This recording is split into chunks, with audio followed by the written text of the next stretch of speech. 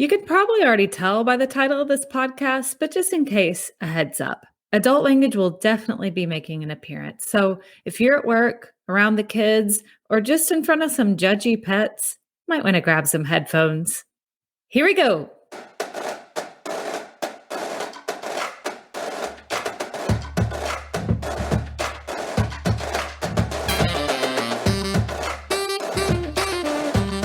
Hey, it's Cecily, and welcome to My Effing Desk. I'm so excited, y'all. This podcast just got started a couple of months ago, and we are already being heard in 9 different countries. 9 different countries. That just makes me so excited.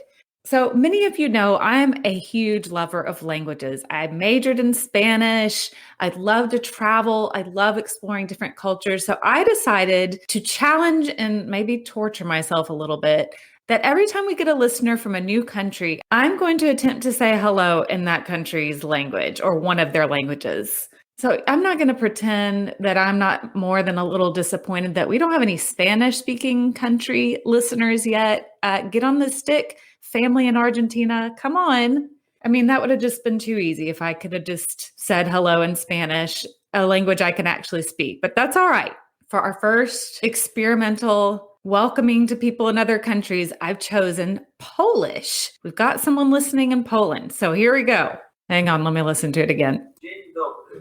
Dzień dobry. I hope I didn't insult your mother. There we go. Hello in Polish. Check out next episode to see whose language I butcher next.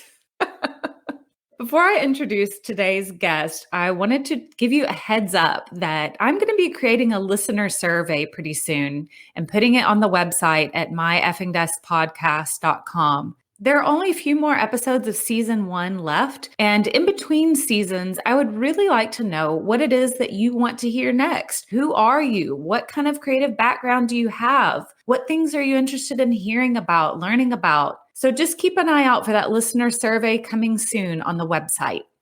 Okay, get ready for today's guest, y'all. Well, I want to clarify that her name in the episode title is VC Chickering, and V stands for Victoria. You'll hear me call her Tori in our discussion because that's what she goes by just in everyday life. So VC, Tori, same person. We got it?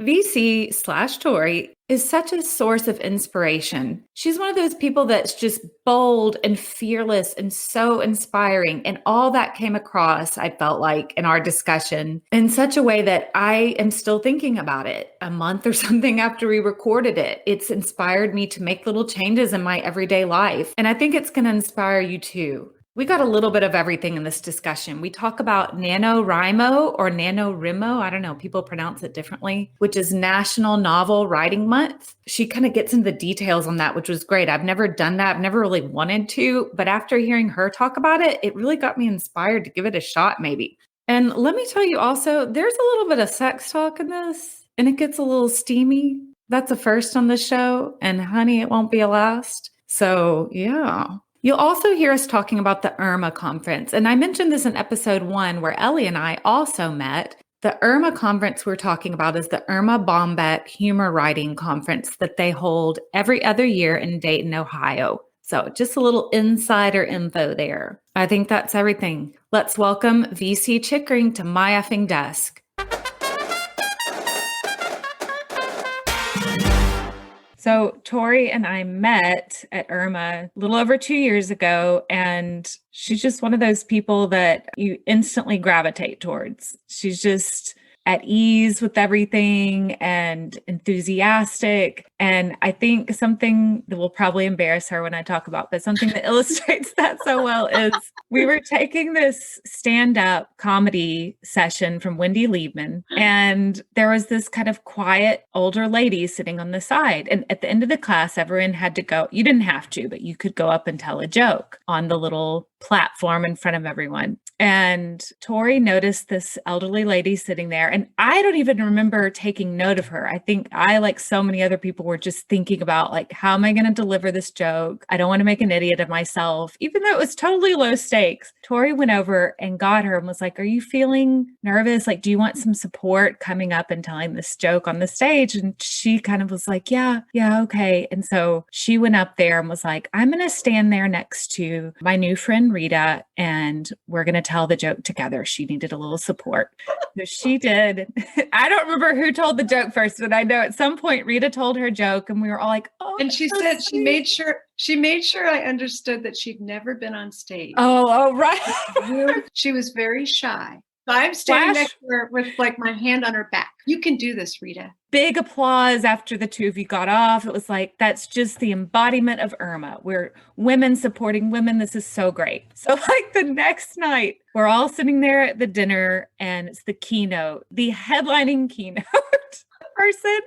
And who goes up on the stage? Rita Davenport. And it was the elderly lady from the class. Meanwhile, tell the rest, Tori. Well, just that she's like so comfortable on stage. She's built her entire career about being up on stage. She's basically jazz handsing herself, like dazzling the room with her confidence and bravado. And we all look at each other like, wait, is that Rita? What's going on? Is that the woman that's frail, nervous, shy? And then, I don't know, she said something about, she said, where's that lovely young woman who helped me stage or something? She called me out of the audience, 400 women, and she said, thank you so much. I don't mean to embarrass you. You were very generous and kind to be so supportive. Would you like the floor in exchange for your kindness? So she yielded, some time to me. Mm-hmm. And I took it. I frickin' ran with it. I was like, hell yeah, I'll take the floor. And that is one of the reasons I wanted to bring this story up, not only to demonstrate your generosity and your nature, but that other side as well of like, oh, hell yeah. I got a few minutes in front of these people. You bet your ass I'm going to take it. Yeah. And I remember after you came back to the table, after telling this great story about you and your son, your trip in Italy, and saying, girls, let that be a lesson to you. You always have a story in your back pocket. And I think of that all the time. Like, what's my story? What's my story? I got to be ready. But it's so true. You got to take that chance when it comes. Yeah. It's funny because I berated myself a little bit after the fact. And I thought, you know what? That was a missed opportunity. I should have told a story about writing my book because there are stories. There are lots of stories about writing books. So that's what I should have done, was tied the story into my novel, Nookietown. I might have sold more books. Not only should you have a story in your back pocket, but if your story can sell the thing you're hawking, even better. Well, tell us the story. Of writing my first novel, Nookietown. Mm-hmm. I was a recent divorcee. So we're in mediation and it's my former husband and his attorney and myself and my attorney, and you're trying to hash things out. And his attorney said to me at one point, divorce is not an opportunity to reinvent yourself. And I thought to myself, actually, that's all it is. That's all divorce is basically this huge reset, this enormous, like the rug has been pulled out from under you, your home, everything is crumbled, you're sitting in ashes, and all you can do is rebuild. That's all it is. So I was recently divorced. My son was at day camp all day. And so I thought, well, what am I going to do all day? I'm terrible at tennis and I can only read so many trashy magazines and I can read all day, but I'm a writer. I have written for television. I've written essays. I've had the opportunity to write all these different formats, but I've never written a novel. So a friend of mine in town said, you should pick up No Plot, No Problem by Chris Baty. Do you know it? No, I don't know that. So he's the guy that started the NaNoWriMo movement. Do you know that? Yeah. So he started it. And he basically said, all y'all writers sitting around in coffee shops talking about writing the great American novel 2 and 3 and 4 years in, I call bullshit on all of you. It should not take that long. You should be able to rip off a shitty first draft of a novel in a month. if you write 1,700 words a day to the exclusion of everything else and get everyone in your life on board, you can have a shitty first draft, 50,000 words in a month. Wow. So he invited his friends to do it. 7 started, only 3 finished. And then the next year, 22 started and 17 finished. And then the next year was 48 and then 70 and then 160. And now it's global. It's right? huge. Yeah. It's huge. And it was the month of November, but now it's any month you can start anytime. And his book gets you ramped. It gets you psyched. It's like, here's what you need. You need a desk, could be anywhere, and you need to get your family on board and they need to pick up the slack and think of it as you're training for a marathon or you're doing a cleanse or anything that has a finite amount of time. We can do anything if we know it's going to end in 30 days. So I started, I think, with 2 other friends, and it's grueling. I've heard it's really hard. Yeah. And sort of in the way that you cheat on a diet and you get pissed at the diet as if it's sentient. So you eat like extra cookies that day. I would get pissed at the thing and not do my 1,700 words. But then the next night I'd have to do 24. Oh my God. So, which sucked. Yeah. So you really do. You kind of cut everything out of your life that doesn't serve these 1,700 words. And there are all these wonderful rules, like you may not go backwards and revise. You must only go forward. So you would sit down and I would read like the paragraph, the last paragraph I wrote, and keep going forward. And boy, if there's all you want to do is revise and go back and see what you wrote. Oh, it's great. He talks about putting a hat on if you have kids in the house, so that when mommy's wearing the hat, her special hat, it means don't bother mommy. Something visual. Yeah. It's a visual cue. Yeah. To your family that like mommy's working. So this crazy thing happens when you get divorced where you get really horny, like super crazy horny, distractedly horny. Divorced women find each other. And that's where the real stories are told. And that's when you hear women talking about like the UPS guy just invited me for a quickie. And that's where the tennis pro and the pool boy and, all that stuff kind of comes into play. I mean, the stories you hear when you're divorced are unbelievable. And they don't always share those stories with their still married friends because of the fear of judgment. I mean, I wonder if I could like get separated temporarily from my husband just to hear the stories because I'm jealous of the material and then be like, let's patch it up again. Right. The material's incredible. I had 2 different women who did not know each other tell me that they took men that they met at bars at JFK back to their cars at long-term parking and had sex with them. 2 different women. So if I've met 2 different women who've done it, right, there must be tons. Yeah, hundreds out there who are doing it.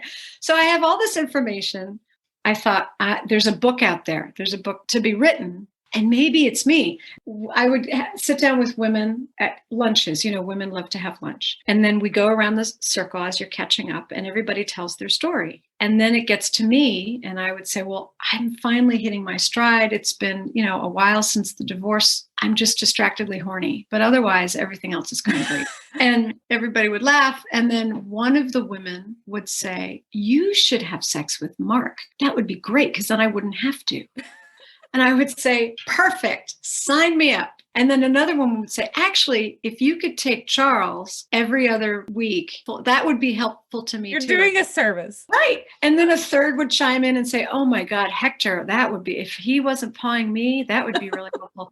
So I was like, all right, ladies, I'll do Hector, once a month, and then Charles every other Thursday. And then I'll take, Mark on Fridays. And then everybody laughs. Ha, ha, ha. Everybody's happy. We get a big laugh. But of course nobody acts on it. Yeah. The curious thing was that in about 2 years of making the same joke with different circles of women, different groups of friends, someone always made that joke. Somebody always made that joke. You should have sex with my husband. That would be great. It's like that uncomfortable truth that no one wants to talk about. Right. And it was always a joke, but that joke was always made. Right. The joke was made. So I was like, all right, there is something going on. Yeah. I'm the one to write it. I'm going to do this with my summer vacation. I'm going to write this novel with that as the jumping off point. What if in a small town, a recently married woman and her still married best friend tried this and it worked? And so then they create an underground barter economy whereby the married women subcontract the horny divorcees to have sex with their husbands. Amazing. So they don't have to as often. And there's 7 roles for funny, sexy women in their 40s. And there was a bidding war, a Hollywood bidding war. And, it got a 2-book deal with St. Martin's Press. And so I published my first novel at 45. Wow. I mean, where do I start with that? There's so many things in my head. Your first novel to just bam, take off like that. It is incredible. Doing it at 45 after having never, you were a writer, so it wasn't totally foreign. Yeah. It was short form though. I was a short form. Right. Yeah. Very different thing. Yeah. And then for it to just how do you even get it in front of people in Hollywood? Do you send them advance copies? What happens? So Hurricane Sandy, we're all out of power. And my girlfriend, Rebecca, who'd been one of my draft readers, goes down to Starbucks with her husband to try to plug in, to get their computers, Wi-Fi, to check in with work. There's no room at the inn. Starbucks is packed. They recognize a couple from a once-a-year Halloween party leaving Starbucks, and they have a chit-chat. We have no power, and they say, oh, we do have power. Come back to our house and use our dining room table and charge your computers. So they do. And my girlfriend, Rebecca, says to Brendan, what do you do for a living? And he says, I work at Macmillan Books. I turn books into movies. And she says, I just read my girlfriend's manuscript. It's really funny. It would make a great movie or TV show. You should read. So then a week later at the costume party, he came up to me and said, I've heard your book is really funny. I want to read it. Wonderful. But I think that it is partly the universe lining up, but it's also you're consistently putting yourself out there. Yeah. You are listening to that inkling. You're paying attention to these things that are going on around you.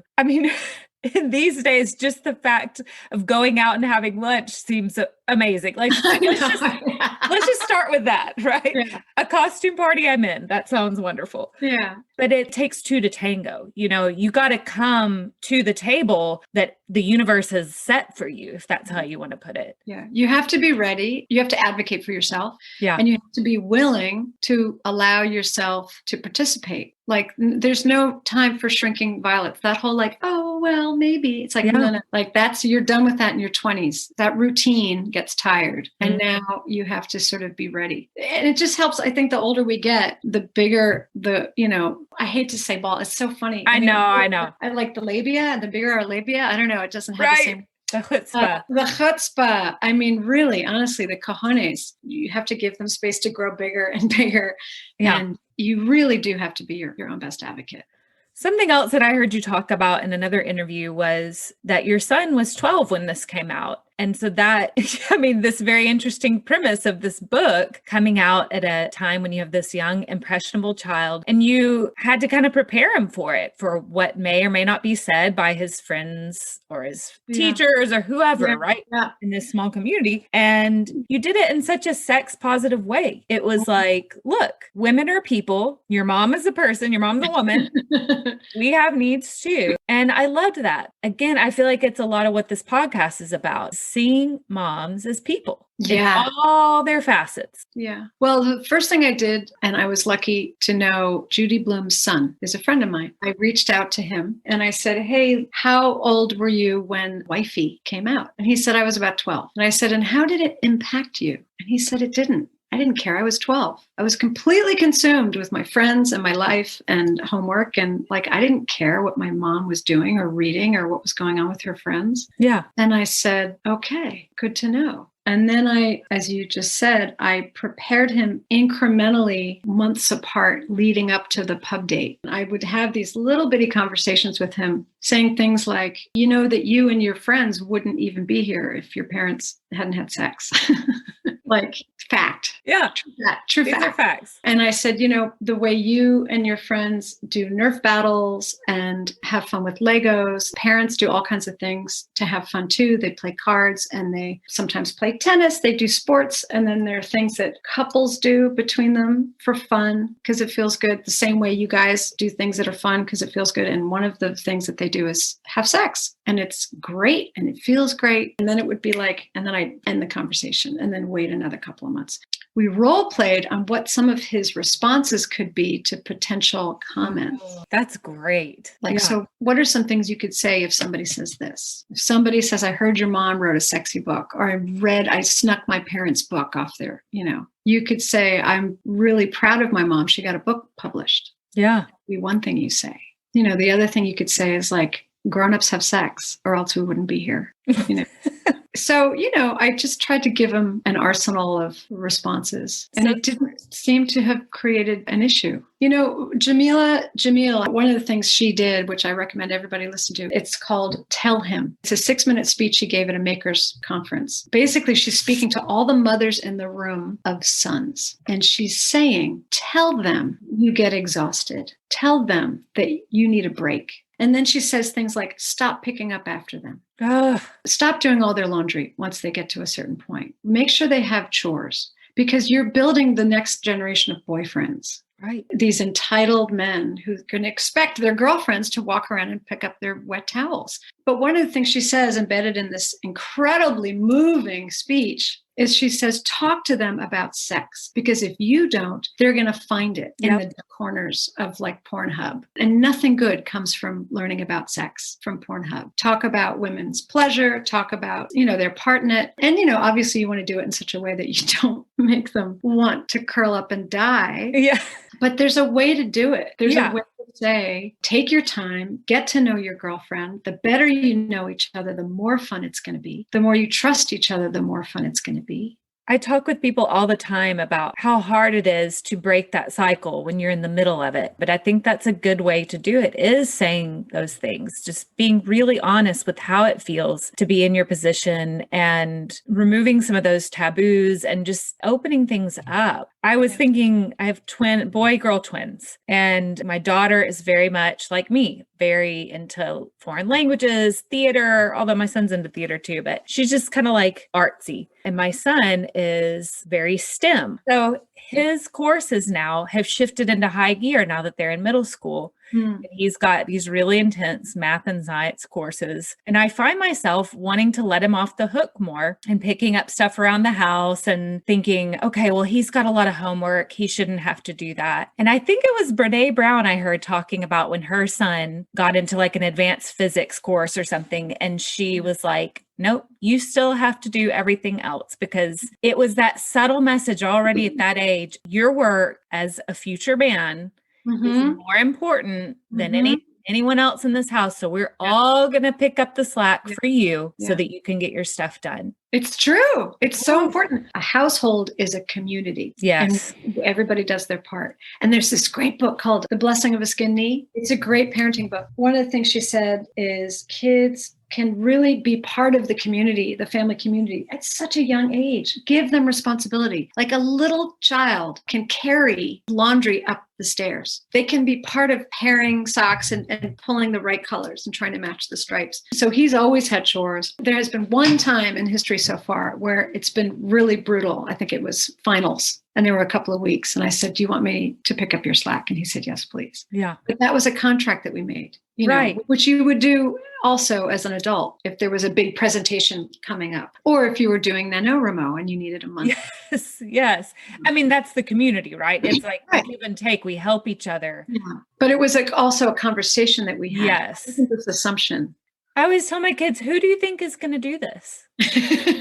When you hide your socks behind the couch, who picks them up? How do they get washed? Do you think that doing that with your son is what made you able to do these other creative projects? Because you've done all sorts of things. You're a songwriter, you have a band, in addition to being a novelist. Do you think that part of that was because you were able to help him develop that independence? Probably.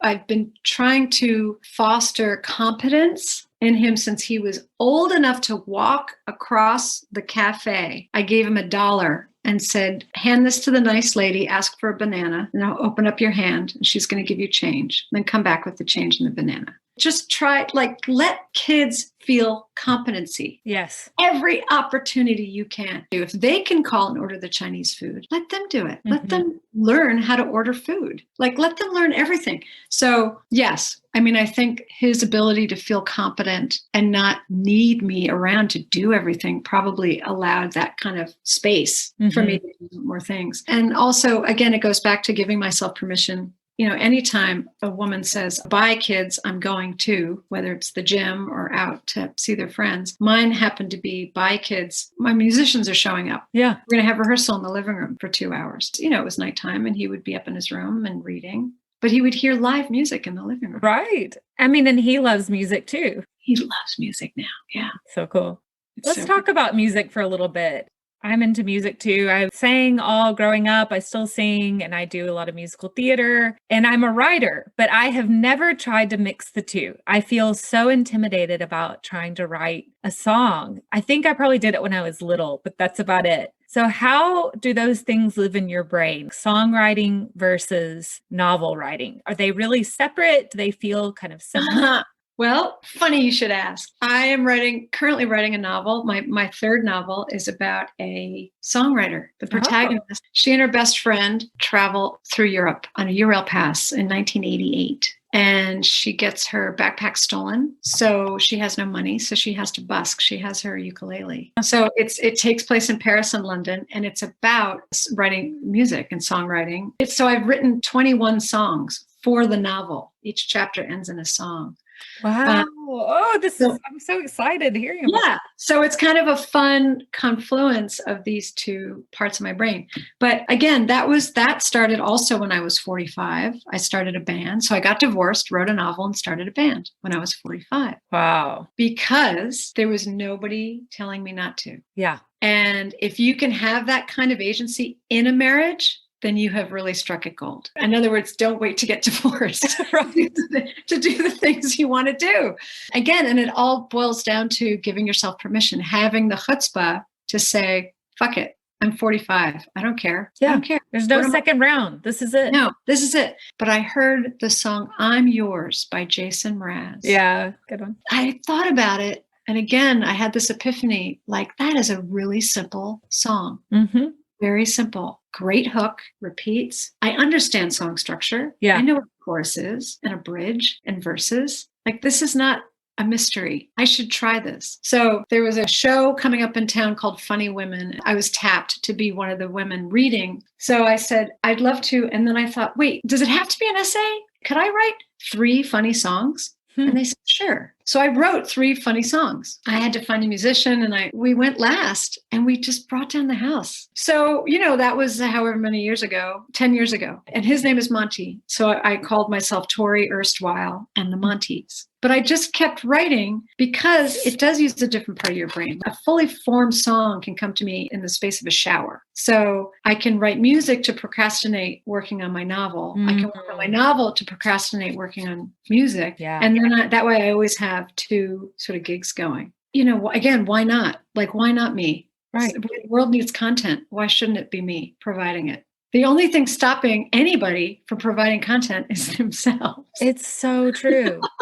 I have songs coming to me in dreams. I'll wake up and I'm like, oh, that was a funny little song. Do you think you've always been so fearless? Has creativity always been around for you? Did it really take off after 45? Or was it, obviously the groundwork was there on something.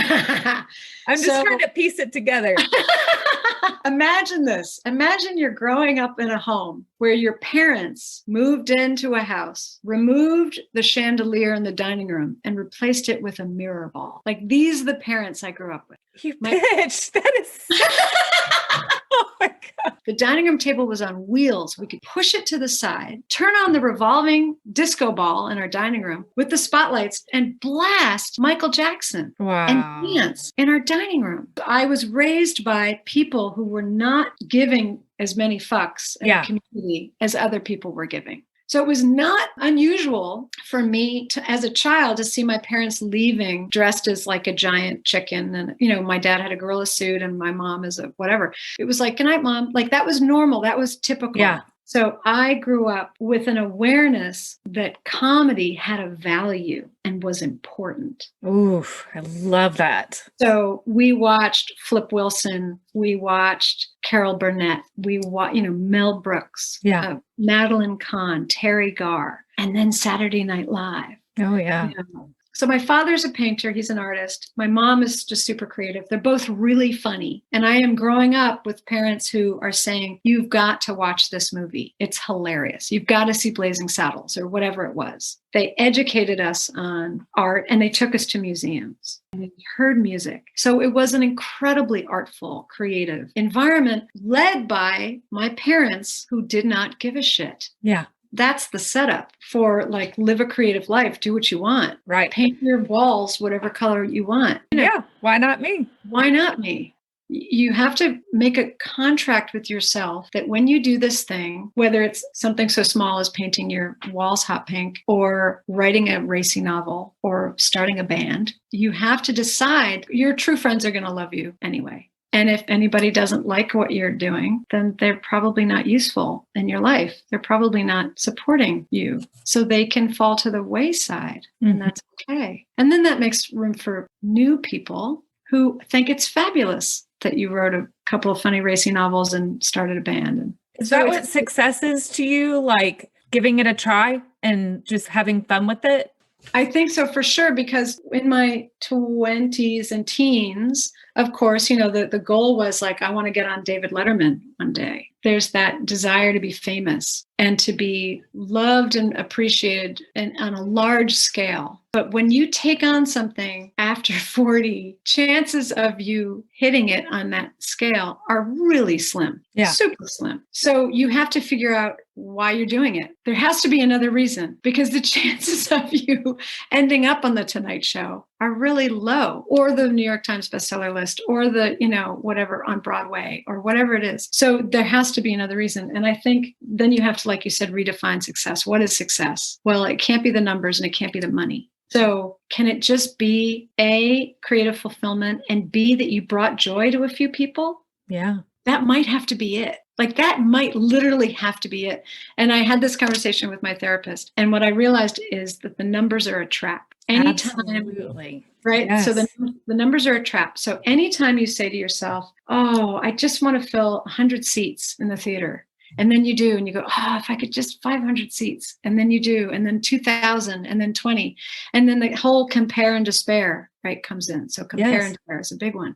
So the numbers are a trap. You'll never make enough money. You'll never sell as many tickets as the next guy. So what I decided and chose to embrace is, okay, I'm probably going to live my life in relative obscurity. Very few people are going to know who I am or what I brought to the table. But the few that I did entertain at the Elks Club in my town, the few people that I entertained, that's enough. Yeah. That's got to be enough. And then we all die. Yeah. And what did you do while you were on this earth? Because there are people like, Charlie Chaplin. And I'm guessing a lot of kids don't know who Charlie Chaplin is. And he was the most famous entertainer in the world at one point. And now he's a footnote. Now, obviously, I respect and revere him, and I know the contributions he made to filmmaking and all, everything. But he's not the household name that he once was. So if that's what we're going for, what's the point in that? Because it's not sustainable. Yeah.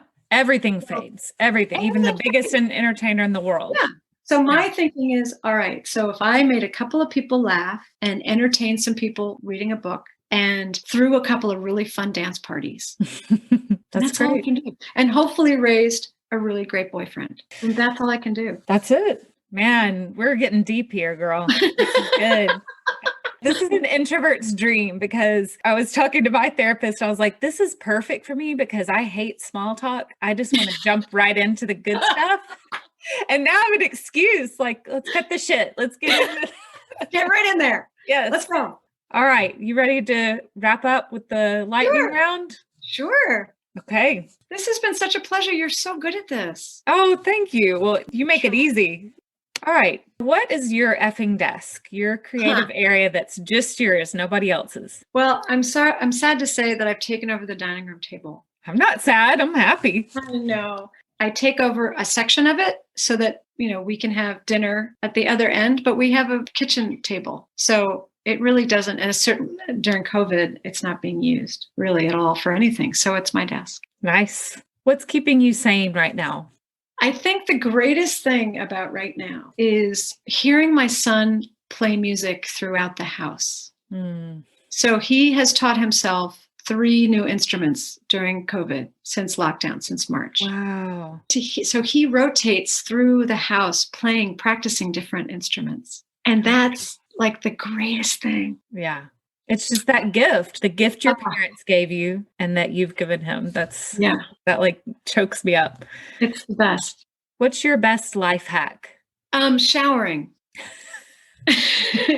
Because it's twofold. So yeah, you get clean. That's fine. For me, it's a reset. So whatever mood you're in, it's an instant reset. Yeah. You're upset, if you're angry, if you're frustrated, take a shower. And then it also serves the dual purpose of it's one-on-one time with your muse. So if you shut the door to the bathroom, which everyone should be doing, yes, you get that time. And that's the time where the ideas come to you, where the song comes to you, the music, the fix, what are you going to do with that character? And all those ideas come in the shower. That's a great one. If you could do anything besides what you're doing now, what would it be? I would write musicals, or I would sell my songs to big name, fancy pants singers, because I could write songs all day. I could write a song a day for the rest of my life, if that's all I was doing. Or I would write on a comedy series. I'd be on the writer's room in a show. I still really want to do that. Yeah. I haven't given up that dream. Same on both accounts. What's the best advice you've ever gotten?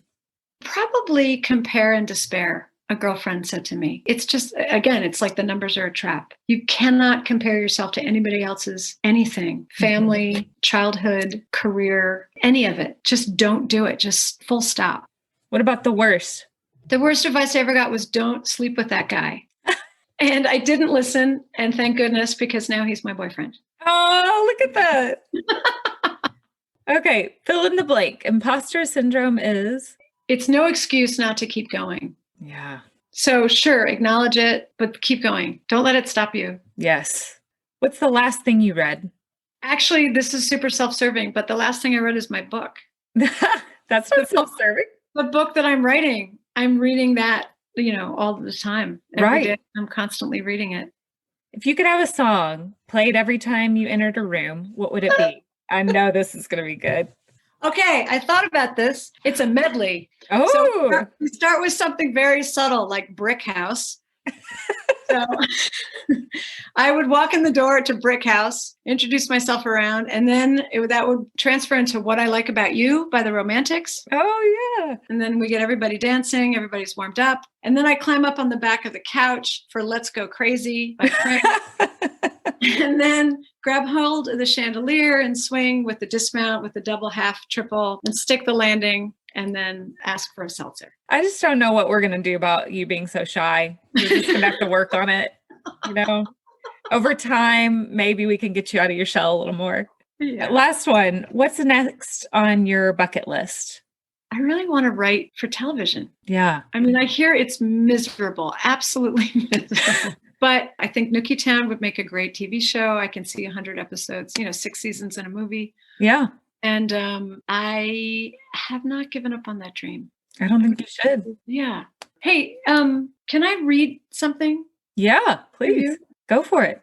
This is just before we leave, before we say goodbye. Sure. This is something that I read at the end of my book events when I have a book tour and I'm invited into somebody's living room and I meet all these wonderful people and we talk about life and creativity and giving ourselves permission. And this is a quote that Martha Graham, do you know this quote? I think so. Oh, you do? Maybe. I don't know. Let's hear. All right. It's so important to me. And I think it's really vital that people who want to live creative lives hear it and really hear it. So here we go.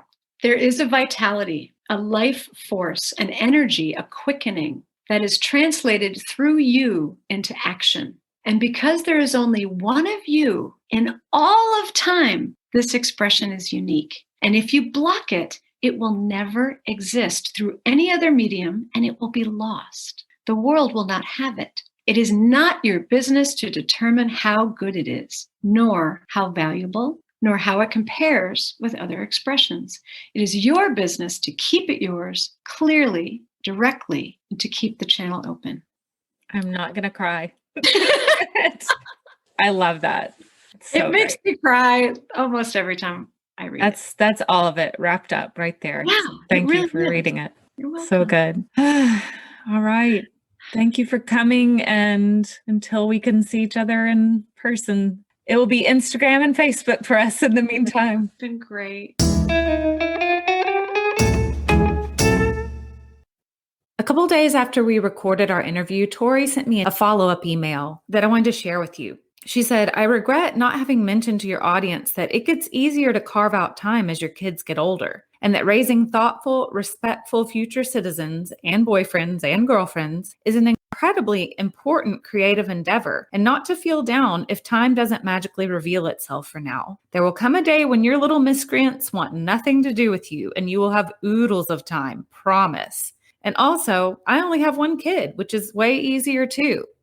I'm grateful to Tori for that. I think that those are things that we have to keep in mind, that everyone's situation is different. It does get easier as they get older. So I don't want anyone to listen to these interviews and think, man, they got it so together and I got to get on the ball. That's not what this is about at all. It's about making time for yourself and your passions, however that comes to you. There's really no right or wrong way to do this. You know, that theme of redefining success keeps coming up over and over again, doesn't it, this season? You know, since beginning this podcast, I've had so many people share that they've started creating again after listening to this or creating for the first time. Man, that feels like success to me. Some of these friends are people that would not classify themselves as quote unquote creative people. That makes it even more exciting to me. A friend last weekend said, you know, I started learning how to make a rug. I'd always wanted to try it. And after hearing these different women share their stories, I thought,